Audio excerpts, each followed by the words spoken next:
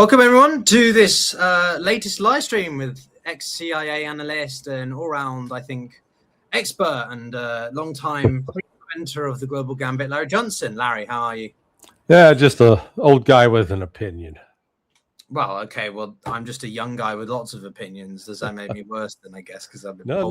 It's not a value judgment. No, it's good to see you. It's been a good couple of weeks, which, considering how often we've had you on, is sort of like a lifetime. So quite a lot of things, I think, to get through. But the first place to start really is this deal seems to be now in the next phase. I don't know if you would agree with such an interpretation, but the first round was done, and I want to break down bits of that with you later on. But as an initial sort of like, what's your reaction to the first round, as it were, where the talks were done and then sort of finalized earlier on this week? Trump finally woke up and realized that the economy was in grave danger if they didn't get a turnaround in the policy, and so he made the deal. That was what drove it. The let's call it what's going to be the collapse of the oil. Collapse is the wrong word, but you've got a complete disconnect on the heavy crude, the middle distillates, because you can only produce it's out of that middle distillate, that heavy crude, that you produce jet fuel and diesel. But when I say you produce it, you got to make a choice as a refinery. You don't just produce them both; they don't become spilling out of different tubes. If you got 100 barrels of oil to process, then you make a decision: are we going to process diesel, or are we going to process jet fuel? And as Trump even conceded in his remarks at the G7, we got 4 weeks supply left, and we're out. That's the situation. It is extremely critical, and the markets are in complete denial. And I saw that you're going to have Peter Schiff. You're going to be talking to Peter Schiff at some point, and that's an issue I ought to raise with him to get him to explain. In classic economic theory, there's this, the fundamental law of supply and demand, that if you have a large supply of something and low demand for it, the price is going to be quite low. If you've got a high demand for a fixed supply of something, the price is going to go up.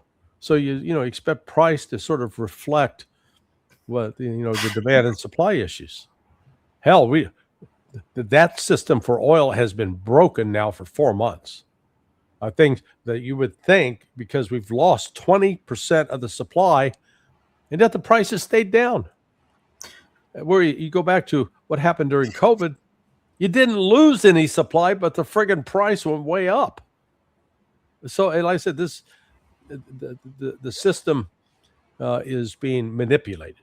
And it's I don't know for whose financial benefit, but it is clearly being manipulated. But the problem is, you can't keep manipulating it. At some point, it comes crashing in on you, and when it crashes in, then you've got some real problems. And it was that understanding that was Trump finally recognized it, and said, okay, we're going to do this MOU. And in the MOU, they gave Iran got all of its demands. Yeah, look, as an economist, I am quite surprised by the markets, but also sort of not. I think because it just shows the certain degree of, how to say, almost a desensitization that they've gone through, right? The markets seem rather indifferent to what happens, which in some ways for your portfolio, maybe that's a good thing because it's not like that.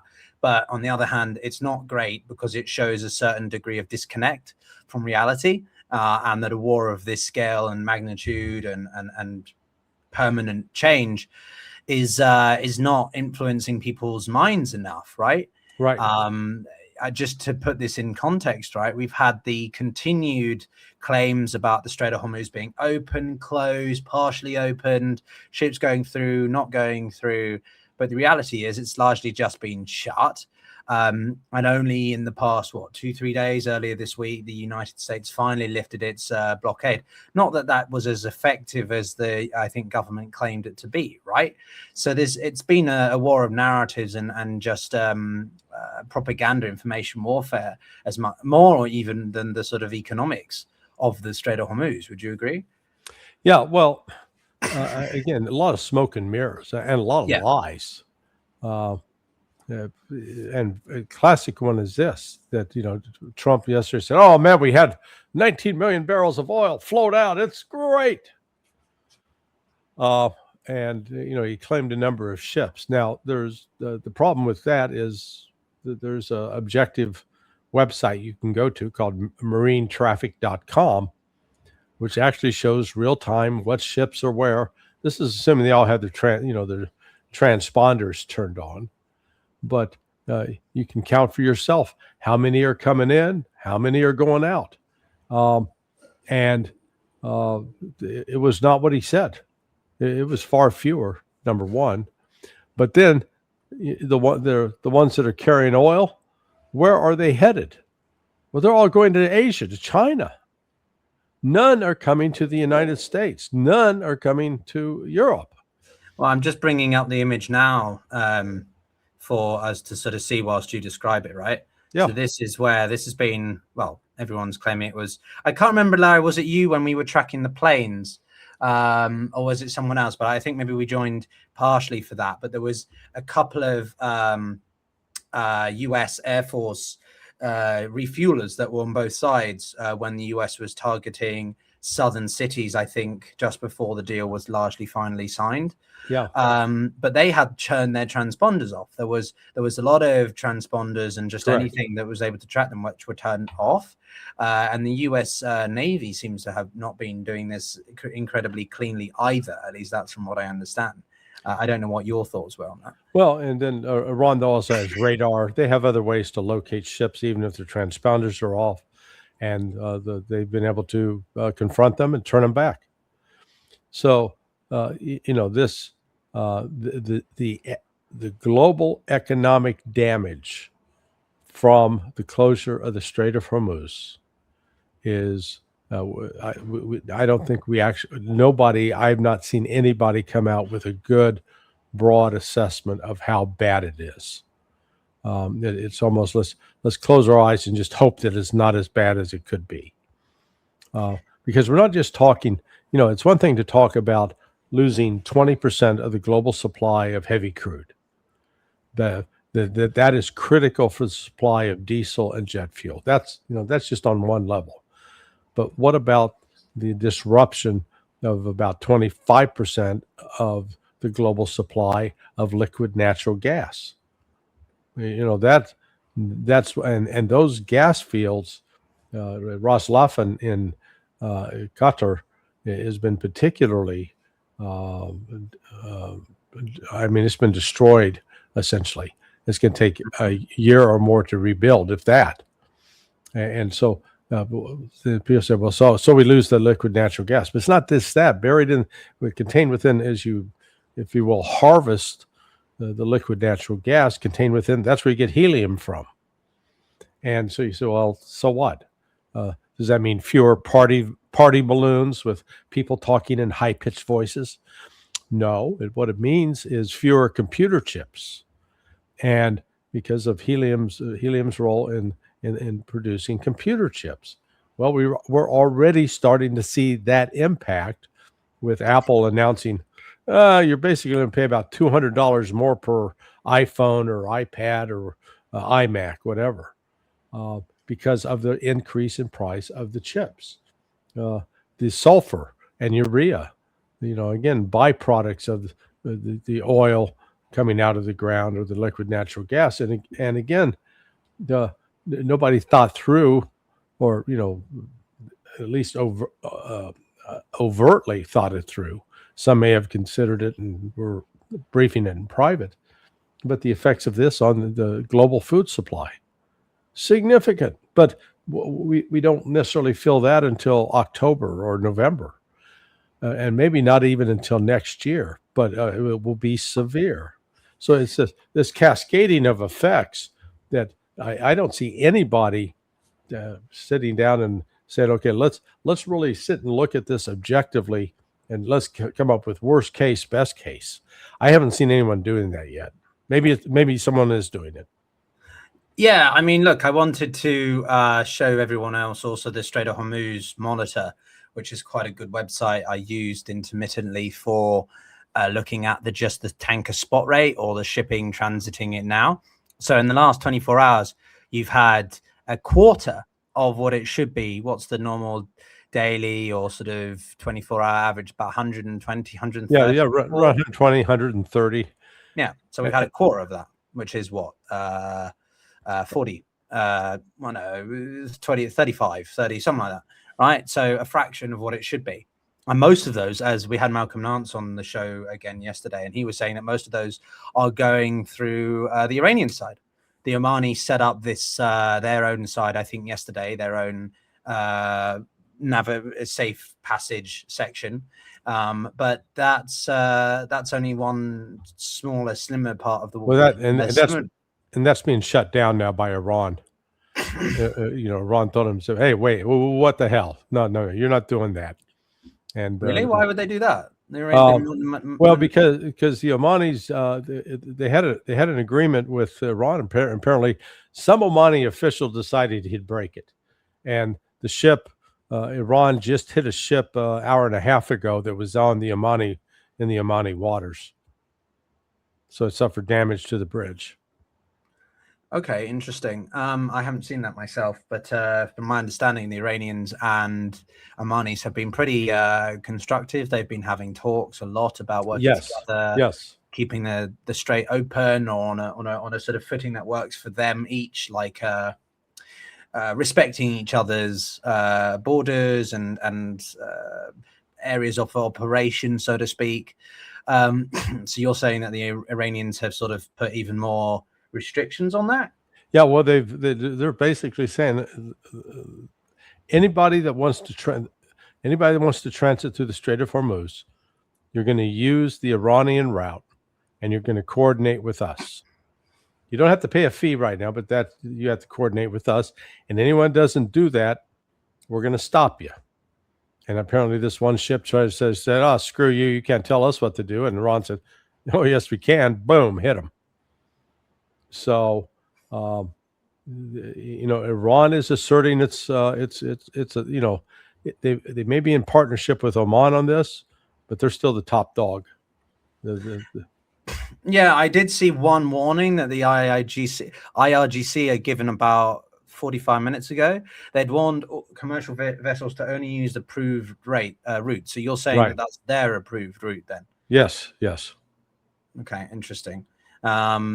The warning. Oh, okay. I see what you mean here. The warning came after Oman announced a new shipping transit route through the strait on Wednesday, saying it had coordinated with the International Maritime Organization, or IMO, of the UN.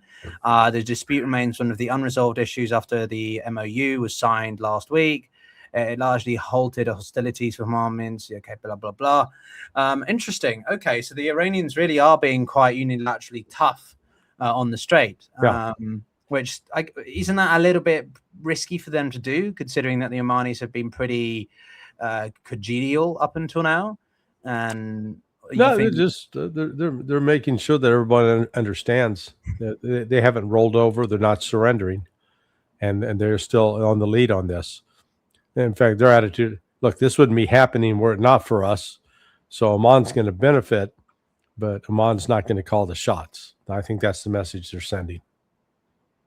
And again, it's the decision that was made to allow that one ship to come through the Omani passage may have been made by an official that was under the, let's get influenced by the West, and not necessarily coordinating with the central government or with the leaders of Oman. So then what do you make of the image that we saw on, was it Tuesday or Wednesday, of the Qataris advisor, mediator, I guess he'd be, this one, basically, I don't know, hand-holding Vance? Vance looks incredibly confused sort of as though he's never really. It's like sort of you've left your university thesis until 5 minutes before, or your college homework, and your mate's helping you give fill out all the multiple choice answers with the correct choices, or you've got to finish the group project and you just need to put the final touches to it, doing it outside the lecturer's room, right? I find this absolutely insane that a third party like Qatar is having direct access and input on a US government device like this, but more specifically classified, but also vice president. It's not like he's the ambassador, he's the vice president of the US. In all your years of working in the CIA, Larry, what does that tell you about the state of the US government? Well, that is chaotic is always, I mean, that hasn't changed. I was disabused very quickly in my early government career of the notion that I had naively believed that there was always somebody in charge, and they had thought things through, and they were not. They were acting with insight and foresight. Well, that's a joke.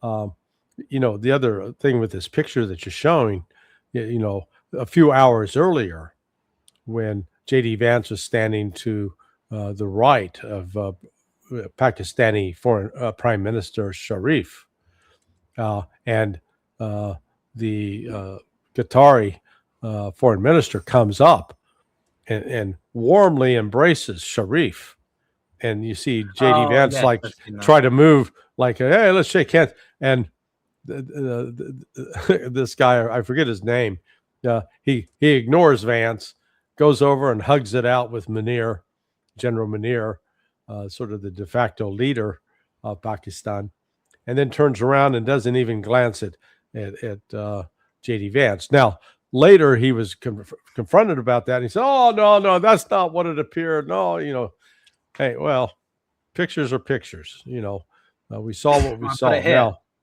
Now this here where there it is." So that's the mediator, and Vance just stands there completely limp. Well, look, he looking looks for like any degree of interaction, and then he doesn't even step over. That's incredible. Well, he tries to move, like, see him gesture and try. So, like, at this point, he thinks he's going to shake hands. See him? You can see he adjusts his jacket as a way to sort of make it look like he was doing something. Yeah, and then he tries to get some kind of engagement behind him, but he's just ignored again. So extraordinary. And then later to see that same foreign minister, though, sitting side by side, as Vance is sitting at the computer. If you saw the computer, you saw the ID card, what's called a CAC card that's inserted into the machine. Did you see that? Well, this thing here. Yeah, you see that? Well, that's not even his card; it's his assistant's or something. It's some woman. So again, from a computer security standpoint, you're supposed to, when you're logged in, there shouldn't be somebody else logged in on your computer or using your computer. That's used for tracking. So this just highlights another, if you will, gap in the security. I don't know what they're looking at, but you're right. Vance certainly appears a bit confused or perplexed. I don't think they're playing some video game. Yeah, I want to remind everyone, like, this is good analysis, right? Don't get this. Do subscribe to myself and, of course, Larry, if you're watching on Substack. He's got a great Substack. I've been enjoying some of his writings. You wrote a piece a couple of days ago, actually, Larry, which I thought was quite interesting. And I wanted to bring it up specifically because I thought it was... I've now got an echo on the Substack. Wait, mute. Where is your piece? Because I thought it was very interesting what you'd written. Oh, is that on my one? Well, yeah, anyway, I mean, whilst I find that, Larry, again, when we look at this, what I think is extraordinary is that we've gone from a phase of Israel having such an influence over US decision-making. I mean, there is still a lot, to now the Qataris, who are, well, they run Al Jazeera, right? And Al Jazeera is not exactly quiet in its framing of the war in Gaza and the situation between Israel, Iran, Lebanon, and so on. How much does that show you this government has shifted in who it's willing to be influenced by? Well, actually, not. I don't think they've shifted all that much. Um, the whole relationship between Qatar, the U.S., and Iran. To say that it's complex is an understatement. Number one, Qatar's position as the host for the largest U.S. military base in the region at Al Udeid Air Force Base. Thing's massive. Uh, it's got a TGIF Fridays on it. It's got a Burger King trailer. Those are the things I remember from my brief time there back in 2006. That's on the one hand. On the other hand, it became vilified by the Saudis and the Emiratis because it was providing aid to Hamas and was and its relationship with Turkey. Well, the aid, the providing a place where Hamas could come hang out and be protected, that was done at the behest of both the United States and Israel initially. And in fact, Israel was pumping, more than $1 billion into Hamas for the express purpose of building the organization up so it could create mayhem to discredit the whole overall Palestinian movement. And yet against that, in the United States, there is this drumbeat of criticism fueled by the AIPAC lobby about Qatar being this, bad actor, and Tucker Carlson's come in for some criticism for having allegedly expressed interest in buying property in Qatar or in the region. But anyway, it's so the attitude, and then Qatar buys Donald Trump a big ass new presidential jet, $400 million worth of it. So, as I said, it's complicated. On one hand, we like him. On the other hand, we hate him. And then Qatar gets bombed by Israel last October, was it? Or it was at least last year, for hosting Hamas, which it was hosting Hamas because the West and Israel had asked it to. And now it's getting bombed, and the United States didn't do anything to stop that, to put a halt to that. So yeah, there's a complicated relationship there. The one that you would say that Qatar generally is pro-U.S., but increasingly, just as was evinced by the ambassadors or the foreign ministers, shunning, snubbing, shunning, snubbing, disrespecting Vance, that they're having some second thought, and in fact, they are having second thoughts. Pepe Escobar and I have heard through the source in Pakistan that Al Udeid has now communicated to the United States, the Qataris have communicated to the United States, you better be closing up Al Udeid by the end of 9 to 10 months. You're out of here.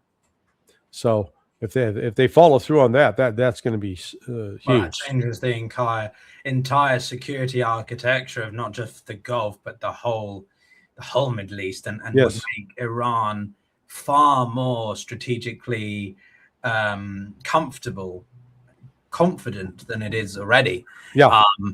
Now, I just was seeing in some of the comments here that you guys didn't even know that we were streaming, and I think that's always some sort of censorship or sort of suppression, I think, of these sorts of things.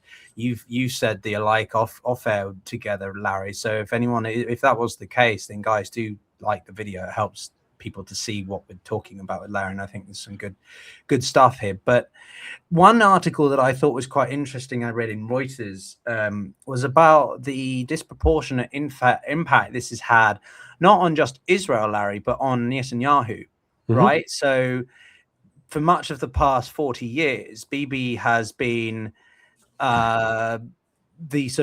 he's had this narrative of trying to persuade every successive president that Iran is imminent. And you and I have both said about this, you from your own experience and me from reading through history, which is that I think he said back in the 90s that Iran was on the cusp of a nuclear warhead or about to use one, and that it was of the utmost urgency that the Americans led to a war or led some kind of conflict in Iran, as well as Afghanistan and Iraq and everything else that was going on.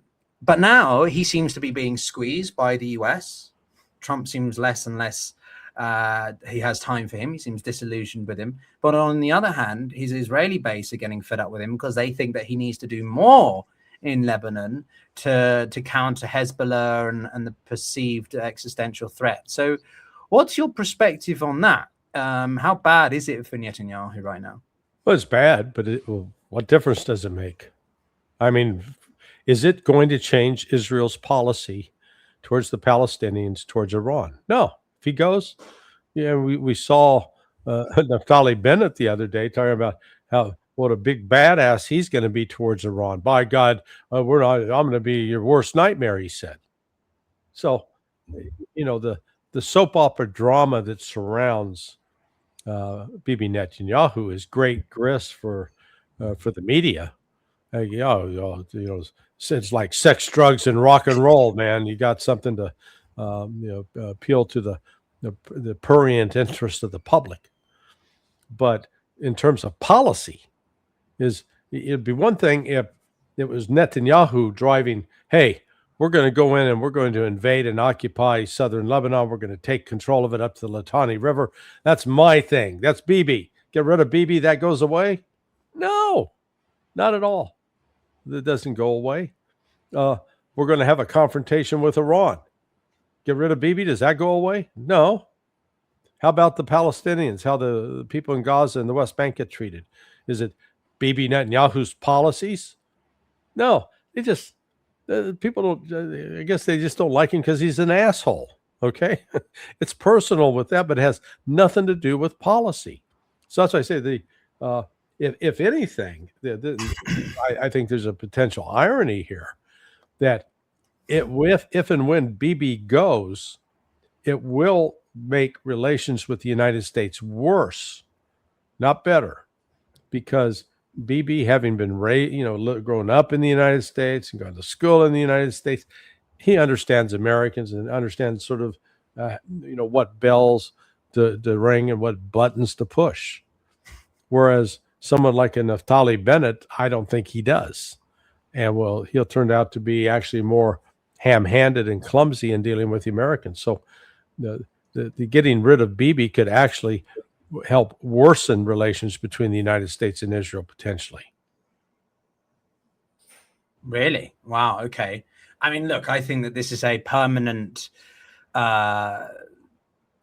reset in the Israeli-US relationship, because Trump is such an extreme case, but also because Netanyahu is in such an extreme position.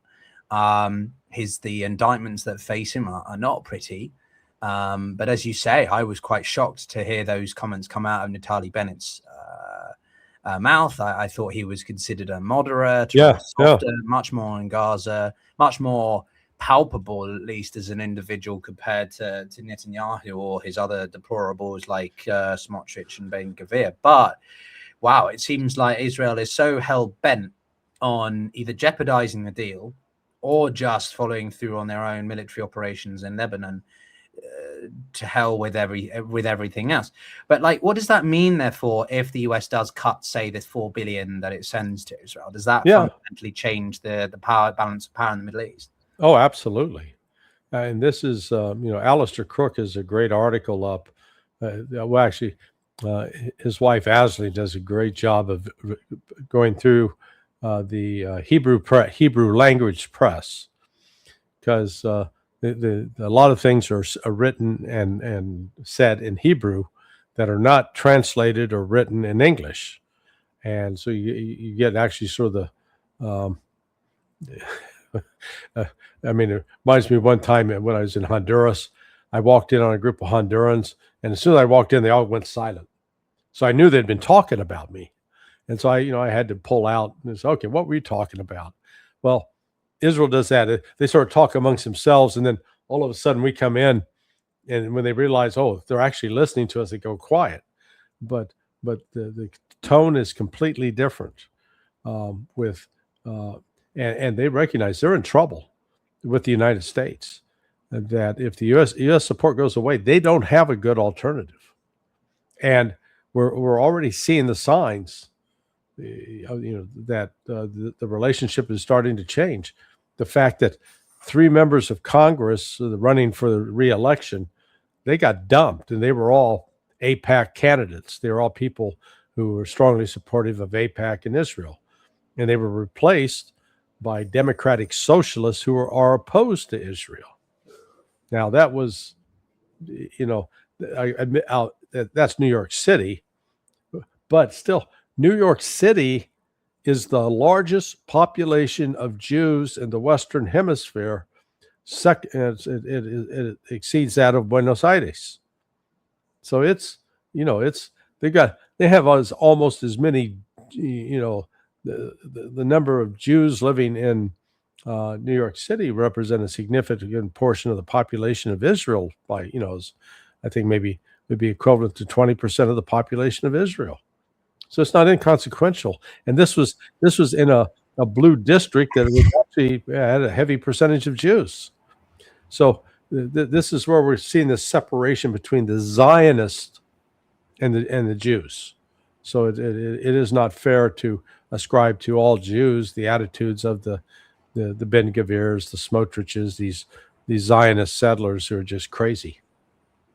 Yeah, look, I mean, I think, as I said to you, I think once before, there's 2 main things I think about, which is very revealing of this, which is one, in all the people that I interview, and even now we've had some people who didn't like the fact that I mentioned Malcolm Nance, but guys, I'm not going to just interview Larry every day. That would kind of be boring, and I think Larry would think I'm really weird if I just interviewed Larry every day as the only person. Like I have a shrine in my house. So it's called diversification and opening your mind to different perspectives, right? So I like listening to Larry a lot, but I think it would be amiss if I didn't speak to Malcolm Nance or others. Alistair Crook is actually someone, Larry, I'd like to speak with. If you can put me in touch, there's a call to action.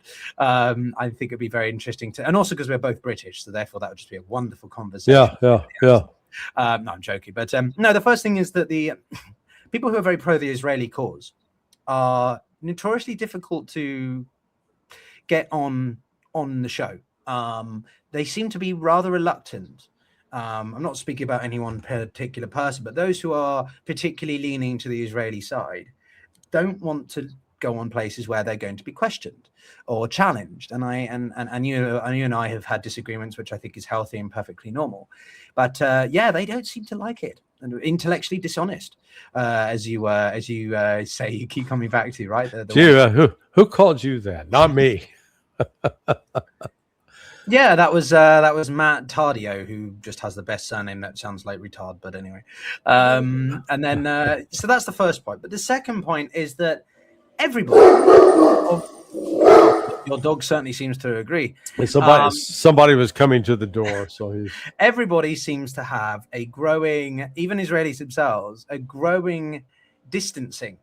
Right? Malcolm used the word decoupling yesterday. There is a growing decoupling from the Israeli sort of project or the Israeli cause, which in some ways is understandable, but in other ways it's not just about defending your interests. It's about subtle expansion and this idea of greater Israel, or as we've both recognized, the complete shameless objectives of Ben Gvir or Smotrich, to name those 2 again, right? To just forcibly squat and acquire territory through forcible acquisition.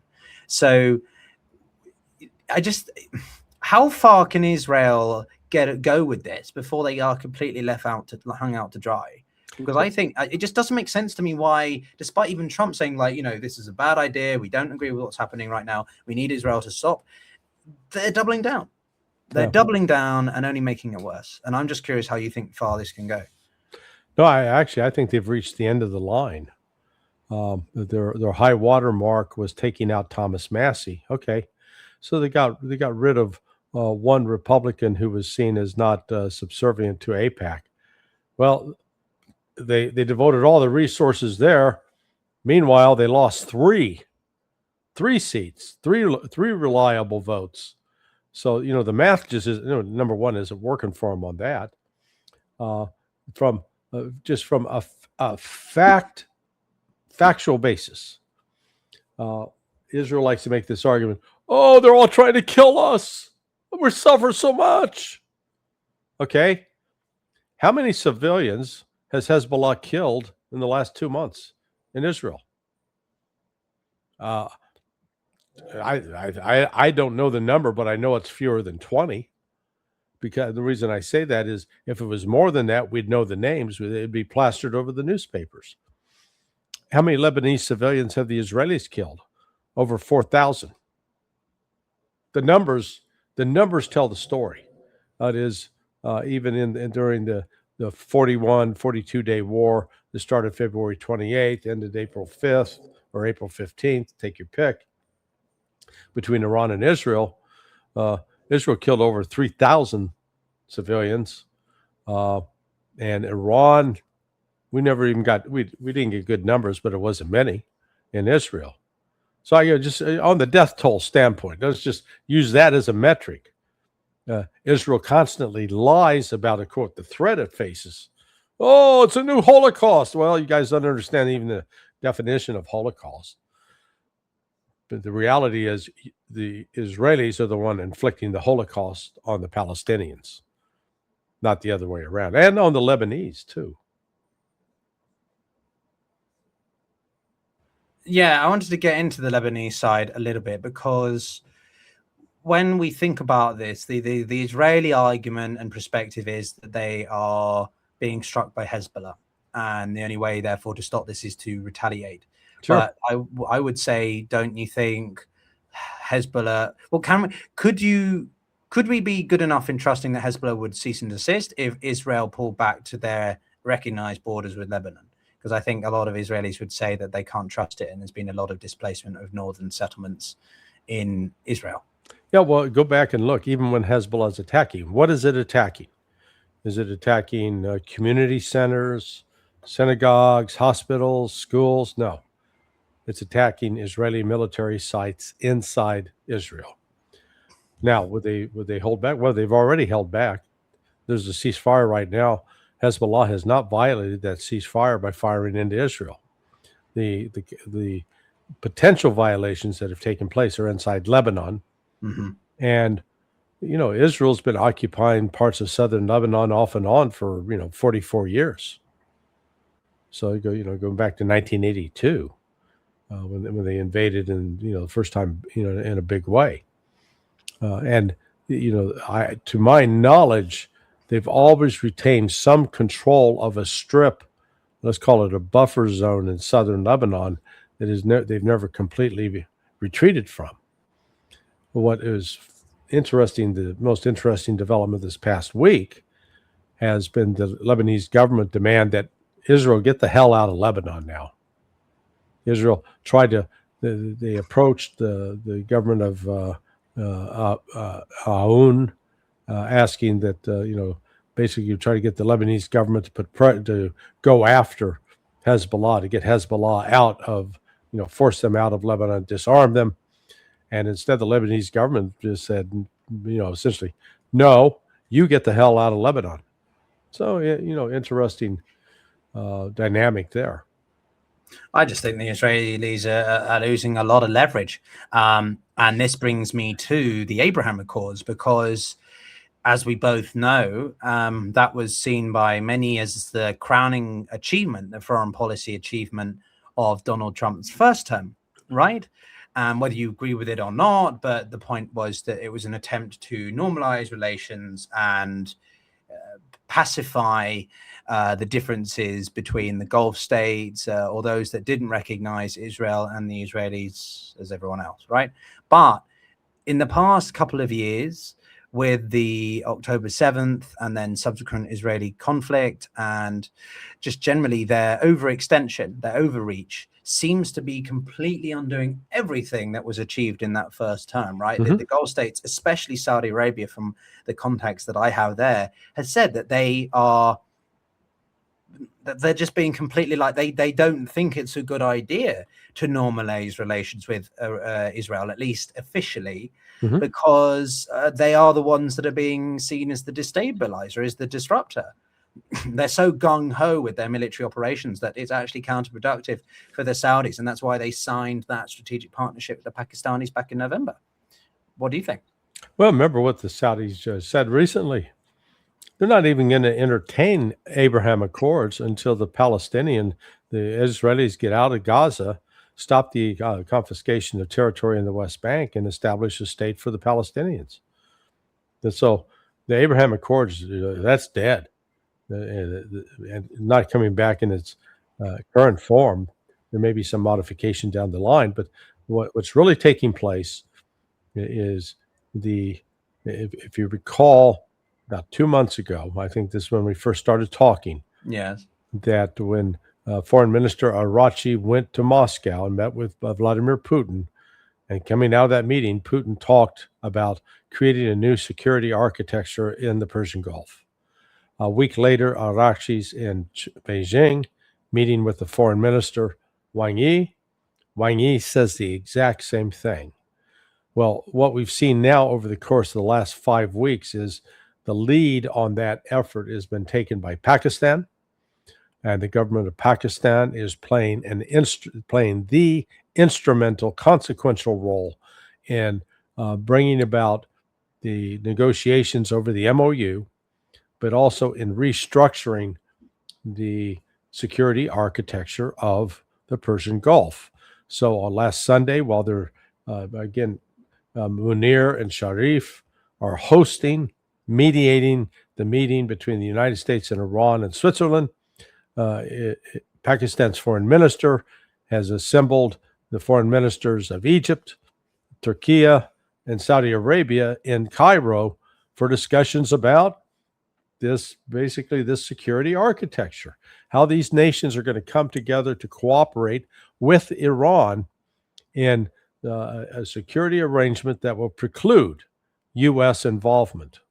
So this is moving pretty fast.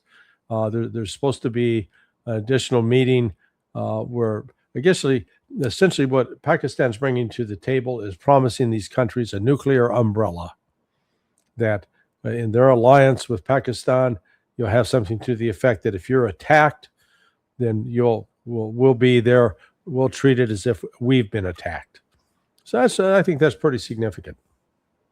No, it's huge. We've had various voices on, from Ian Bremer to Alan Ere, Ali Ver, some more establishment types, or whatever you'd say, more conventional voices. But there is a consensus that the balance of power in the Middle East is greatly shifting. And it makes me think of an article that you wrote 2-3 days ago on your Substack about the biggest loser actually not being who you think, specifically being the Emiratis, not even Israel. Right. I touched on Israel, but I thought it was a really interesting article because it takes a lot of assumptions that we think and throws them up in the air and offers a different perspective, right? I'll just share it here for the audience, and then that way we can see, because we are also streaming on Substack, everyone. So if you haven't already, you should go and subscribe to Larry on there and obviously me, because then you get to see all these streams as well. But this is what I thought was quite an interesting article by you. So can you take me through a little bit what you wrote there and why you think that that's the case? Well, essentially, the Emiratis they made a plan based upon, let's call it, complete subservience to the West, becoming a hub for financial activities, but a lot of nefarious financial activities. I described the Emirates as an adult version of Disneyland laced with Las Vegas, because the prostitution, gambling, these extravagant lifestyles of the rich and famous, all supported by really what is a grotesque exploitation of people from East Asia, Philippines and other countries, where they show up. It is a form of human trafficking that's taking place. But in the course of this, very close ties with Israel. In fact, the Israeli security architecture is just intertwined with that of the Emiratis. And then, boom, this war comes, and the Strait of Hormuz is closed. Well, sort of the all of the main pillars of the Emiratis' economy were suddenly threatened. The international trade, they had the largest or second largest free trade zone in the world at Jebel Ali. That was closed down because no ships coming in or going out. So you get that. This real estate market, the real estate market was a frequent scene of Ponzi schemes and fraudulent activities, also a money laundering front. I was told by my source on this article, who contributed to this article, that the uncle of Volodymyr Zelensky comes into Dubai, and he's bringing bags once a week, bringing bags of cash filled with millions of dollars, and then those are deposited in these bank accounts in the Emirates. Then out of those accounts, they're a purchase of a condo, real estate, that is then flipped. And so when those proceeds from that real estate sale are then deposited into account, that explains the origin of the money. Oh, this came from selling real estate. That money is then siphoned to Israel. And from there, this money is shared with members of the U.S. Congress, who are reported to receive millions of dollars. So that's one aspect of the corruption, organized crime and such. When the war started, a lot of that money then started fleeing to Singapore because they were concerned it was going to be trapped there. So you had the banking sector struggling, you had the real estate sector struggling, you had the tourist industry basically collapsing, and the Emiratis, they had made their bet. They thought, yeah, we bet on the United States and Israel, we'll be good. They're the strongest, they're the best, and it turns out they're not.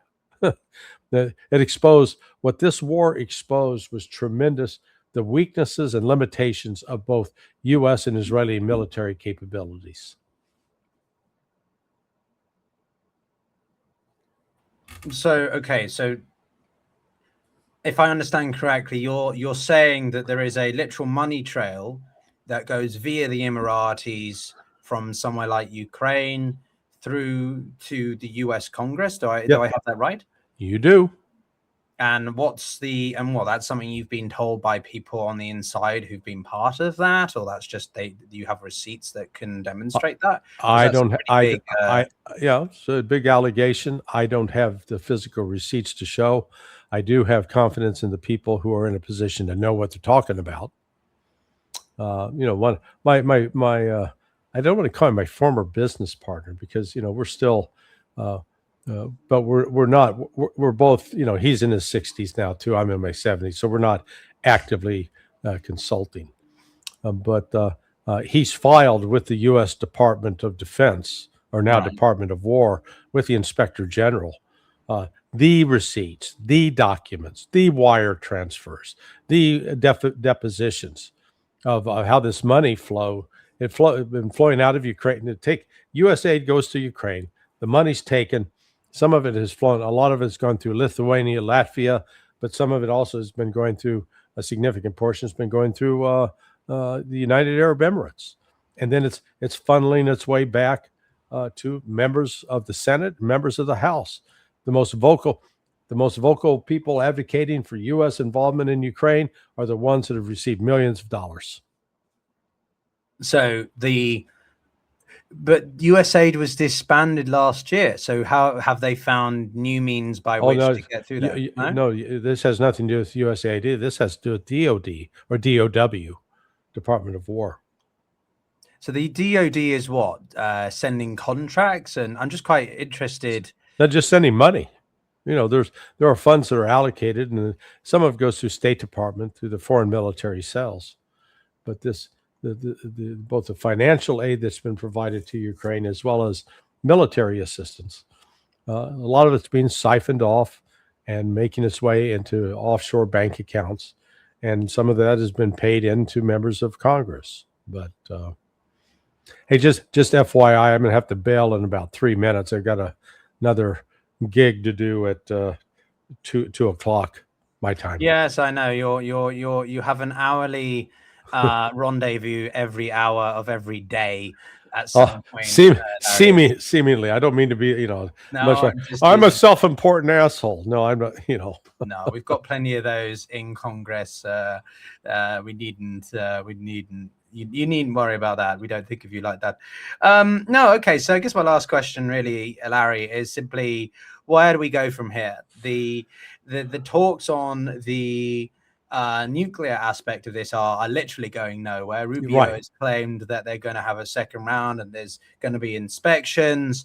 There's going to be capitulation or agreement by the Iranians to the IAEA of the UN. What's your thoughts on this? Until the 14 points on that agreement, that was really the initial paper that Iran submitted to the United States back in April. Until those are fulfilled, and that means the full lifting of sanctions, the full unfreezing of Iranian assets, and then the reconstruction fund to rebuild Iran. Until those things are settled, Iran's not going to move 1 inch on the nuclear question. But they are getting money. They're getting several billions. The US is not going to fund $300 billion. And if they are, that's not going to come through clean channels. Well, right. But until, like I said, they're getting some money now. They've got some sanction relief. But I'm saying until all of those are fulfilled. So all of the sanctions are lifted. There's a UN vote saying, okay, all these sanctions we've had against Iran, they're off the board. Until that happens, I don't see Iran making any moves. Say we're not going to talk the nuclear issue until you get these other things done. Otherwise, what leverage do we have? But it was you and I that had that debate a few weeks back about the extent of Iran's nuclear capabilities anyway. So do you still think that they could be capable of testing a nuclear weapon or whatever underground? Do you think? Absolutely. They absolutely have that capability. The question, the only. So what is the deal going to be addressing then? If they already have the capabilities, what exactly is the US hoping to achieve? Well, what the U.S. would achieve is an agreement for them to not enrich above 20%, for example, an agreement to allow inspections. But I don't see Iran saying we'll let the IAEA back in unencumbered. There'll be intelligence officers as part of those. Yeah, so they'll insist on some process that would have more of an let's call it a BRICS flavor with Russia and China playing a leading role. So, but they're willing to negotiate and provide assurances that they don't want to have a nuclear weapon to be able to threaten others. But they recognize that if that's the only way they can get the West's attention, then that's what they'll do if they need to. But I'm still confused. What's the point in talking about nuclear enriched uranium if you've already got a warhead capable of doing what it needs to do? Because you can always downscale. You can always go backwards. Why would the Iranians want to do that? If they can get security guarantees that they're not going to be a threat in the future, and have and again that'll be manifest by the full lifting of the sanctions, the full provision of the financial aid, they'd be willing. I think just from the religious standpoint, again, they see that as there's the most religious parts of the government see it as a sin, but the problem is a lot of the population is thinking, you know what, we've been suckers, we've agreed not to have it, and we keep getting attacked. If we had it, maybe we won't be attacked. So anyway, hey, listen, I got to jump, my friend. All right, Larry, thanks always for your time. I'm going to stay on Just Debrief, and we'll reconvene hopefully over the weekend very soon. All right, Peter, pleasure, my friend. Take care. Bye. Thanks a lot, everyone. All right, everyone, that was Larry Johnson. Just a couple points from me. Yes, firstly, I know Ukraine is one of the most corrupt countries, even more than Russia, on the planet. I'm very well aware of the embezzlement and money laundering that has existed throughout the country since its independence in 1991. But that's not the point. The point is to question Larry's claims. He's making claims, and it's my job as host to challenge him on them. It's not just, it doesn't demonstrate my lack of knowledge. It demonstrates my critical analysis and thinking. Just on that point, it's very clear. I mean, Zelensky claims that he's purged the Ukrainian government several times of middle staff, and it's pretty clear that at the middle rank, so if you're looking at the military, you've got officers in the middle level or junior mid officers who have been the most corrupt, stealing funds, literally stealing aid that has come from Europe. The worst ones are the humanitarian people like NAFO, not all of NAFO, but some people within NAFO that have literally embezzled money that was meant for supporting these legions and stuff. So yeah, we're very well aware of the limitations there. But I was questioning Larry on his connections there and the claims, because I frankly don't fully agree with that. I'm still skeptical of that. I follow Ukraine very closely. I know the Russian side very well. So that's what we were wondering about. And as for the other stuff, I mean, look, I think still skeptical that Iran has the nuclear capabilities. I think Larry's been very on point about a lot of things, about the complete capitulation of the US over finances. But on the nuclear front, I think it's very unclear the capabilities of Iran. There's been discussions, whispers from people I know about the Pakistanis' willingness to support Iran on its nuclear program, on its nuclear capabilities. That's sort of why the Pakistanis signed this strategic partnership with the Saudis, because the Saudis felt if they can't rely on the United States and Israel is going to still be a destabilizing force in the region, they need some kind of assurance. And both the Saudis and the Pakistanis benefit a lot from this agreement, from this strategic partnership. Now, you could argue that the Pakistanis haven't really followed through, in the sense that Iran did attack parts of the Gulf states and the Pakistanis did nothing to come to the defense of the Saudis or their neighbors. So how valuable is this strategic partnership in anything but symbolism? That's often what we see with these sorts of things. The Russians have done very little to really support the Iranians. The Iranians have done a bit to advise and support the Russians in, say, Crimea over the past 4 years. But generally speaking, the Chinese and Iranians, the Chinese have done very little to, and yes, I am a qualified economist. I have a master's degree in it. So yeah, it's been very questionative, the willingness of China to support the Iranians. They have tacitly through non-lethal aid because they don't want to, get the some response from the United States, which would not be good for them. So yeah, I think that was a pretty far-wide ranging conversation. I do like what Larry had to say about the Emiratis. I think it's very significant how big a deal they have come to, really siding with one side and showing where they sit on this spectrum now.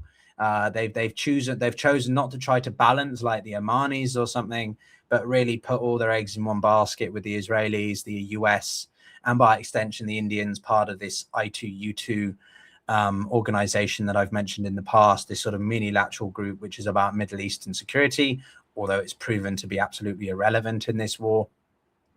And on the other side, you've got the Saudis, the Pakistanis, and the Turkish, the Egyptians, and well, the Iranians they benefit closely from that group. So I would watch that block with a lot of interest. I think it's going to be incredibly relevant, the balance of power in that regard. And I think the other main thing is, of course, the Strait of Hormuz.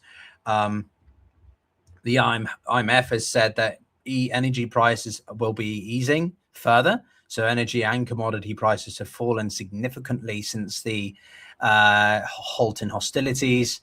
But Gulf trade flows will take ages to return to normal.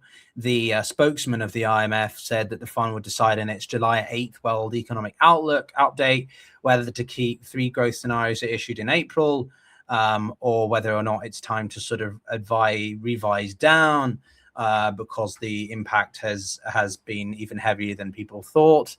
And then the very last thing I think about the Strait of Hormuz, I mean, look, there is a great discrepancy here between the US and Iran. Hormuz is something that Iran has been using as a leverage throughout the negotiations, throughout this whole war. But Rubio, the Secretary of State for the US, has reiterated what he's been saying for a while, which is that if Iran wants to charge any tolls or fees, that's something that is completely unacceptable. So there's a clear red line for the US, and there's a clear intention from the Iranians. And of course, when it comes to the Strait of Hormuz, the Gulf states are the tertiary actor, which are very relevant to it. Because of the Strait of Hormuz being all about their economic security, right? Qatar shut down in the first 2-3 weeks its LNG output, which is a fifth of the global LNG export market. So that is a huge reduction and a huge blow for the Qataris. And they rely heavily on the Strait to get their energy supplies out globally. And they rely on that income from the energy supplies, from the sale of the energy and all of that for the economy. So the Iranians said they won't charge tolls, but it looks like I think there's going to be an attempt to strictly enforce the navigation routes of the Strait. I think that the Gulf states are going to be looking at how strict the Iranians are in their relationship to the Omanis, whether or not they have conversations with the Iranians. This is why I think the Iranians are severely underestimated as diplomats. I mean, Larry doesn't underestimate them, but I think a lot of people do in just how savvy they are, how capable they are at negotiations, right?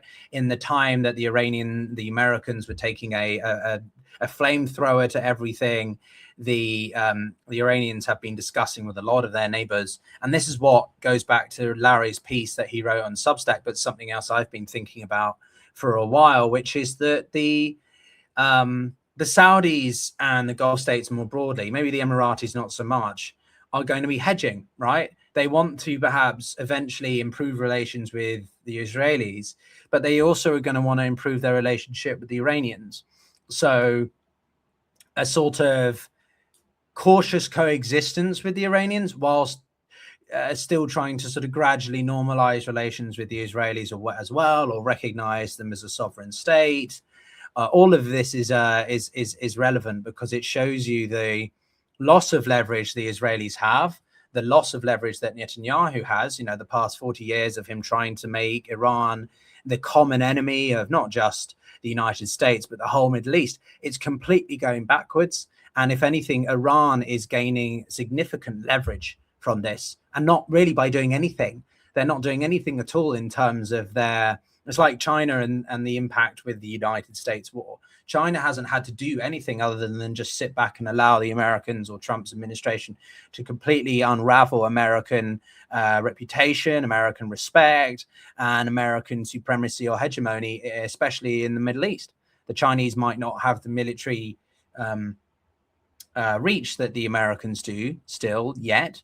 But if what Larry said also, that the Qataris decide to kick the Americans out of their major base there with about 30,000 American troops, that's a huge blow. And the Chinese can just step in with soft power, diplomacy, and help to be the international broker, right? The peace broker, the main point of contact for anyone with disputes. Not America, but China. They were the ones that engineered the restoration of ties between the Iranians and Saudis in 2023. And I think it can go even further than that.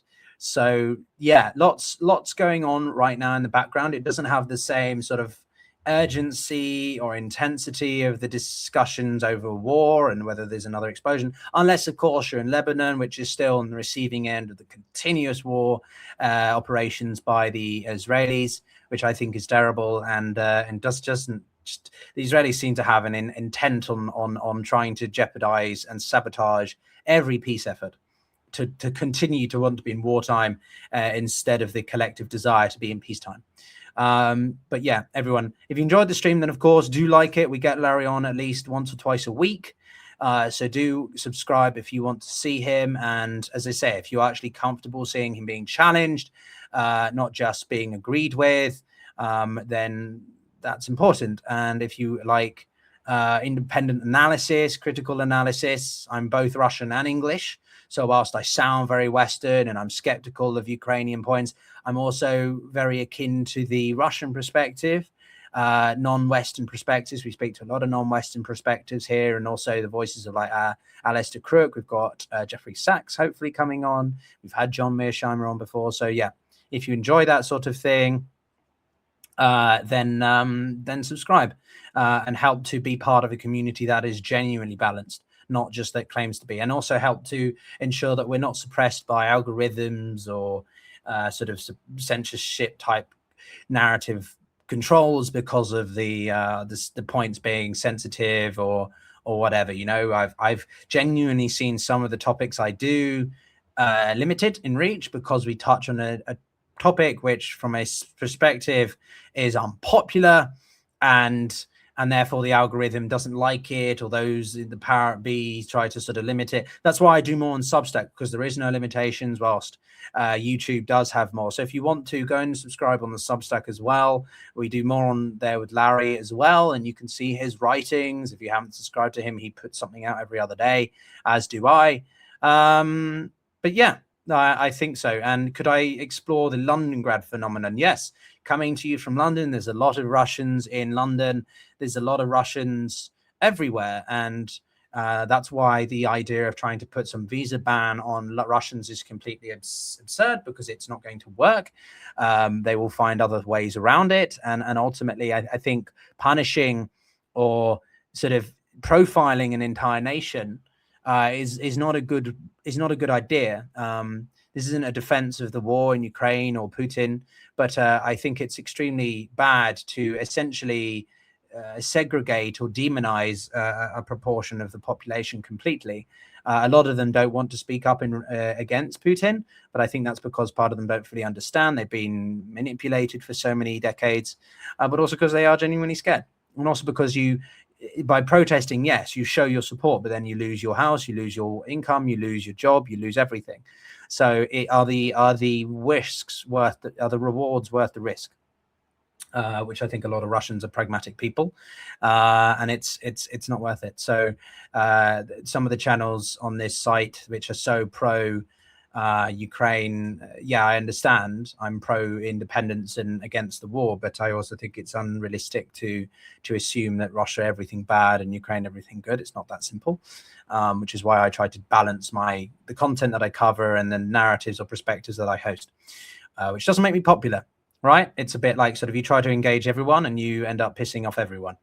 But anyway, thanks very much for watching, everyone. If you enjoyed it, as I say, like the video, subscribe, and we'll be back with Larry in the next few days. And we'll be back with Malcolm Nance. We'll be back with Alistair Crook. We'll be back with Alex Craner, Jeffrey Sachs, and many more is coming. But thanks a lot, everyone. Speak soon.